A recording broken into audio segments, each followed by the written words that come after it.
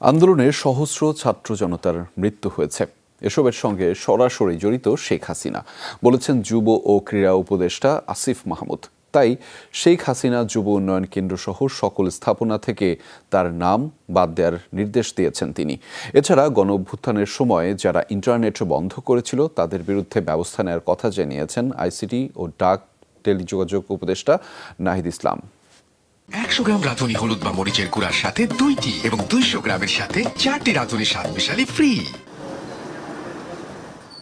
শপথ গ্রহণের পর রোববার প্রথম সচিবালয়ে আসেন ডাক ও আইসিটি উপদেষ্টা নাহিদ হোসেন। ফুলেল শুভেচ্ছায় সিক্ত হন সাদামাটা গেটআপে আসা এই উপদেষ্টা। কথা বলেন গণমাধ্যমের সাথে। আমাদের প্রশাসনেও যাতে সর্বোচ্চ গুরুত্বটা পায় মেধার ভিত্তিতে, যাতে এখানে যারা কাজ করছে তারা সেই সুযোগটি পায়। ইন্টারনেট ব্যবহারটা কিন্তু এটা একটা ডিজিটাল রাইটসে পরিণত হয়েছে, এটা একটা মানবাধিকারের বিষয়। তো ইন্টারনেট বন্ধ বলেন বা সেটাকে সীমিত পর্যায়ে নিয়ে আসা, এই মানবাধিকার বিষয়টাকে মাথায় রেখেই করতে হবে, যাতে কারো মানবাধিকার লঙ্ঘিত না হয় এবং তথ্যের অবাধ প্রবাহ থাকে, যাতে সাংবাদিক সহ শুরু করে সবাই সেই সত্যটি জানতে পারে।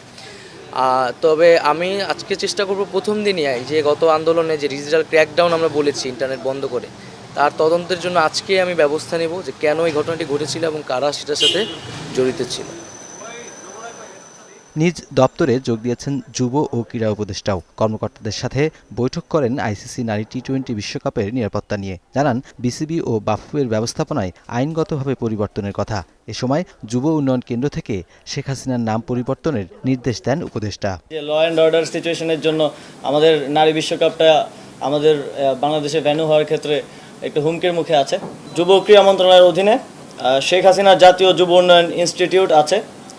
আমরা এটার নাম পরিবর্তন করতে চাই, যেহেতু বাংলাদেশে একটা ম্যাসাকারের সাথে শেখ হাসিনার নাম জড়িত আছে। এটা শুধু আমাদের মন্ত্রণালয়ে না, প্রত্যেকটি স্থানে এটা করা হবে। কিন্তু বিসিবি যেহেতু একটা অটোনমাস ফেডারেশন আইসিসির অধীনে, তো এই বিষয়ে আমরা সিদ্ধান্ত নিতে পারবো না। আমরা সাজেস্ট করেছি যারা বিসিবির ডাইরেক্টরস আছেন, লিগ্যাল ফ্রেমওয়ার্কের মধ্য থেকে অন্তর্বর্তীকালীন সময়ের জন্য কাউকে নিয়োগ করা যায় কিনা। এছাড়া সচিবালয়ে প্রায় বেশিরভাগ দপ্তরে পুরনোদের বদলি ও নতুনদের পদায়ন নিয়ে নানা কর্মতৎপরতা দেখা গেছে। নুরনবী সরকার, যমুনা নিউজ, ঢাকা।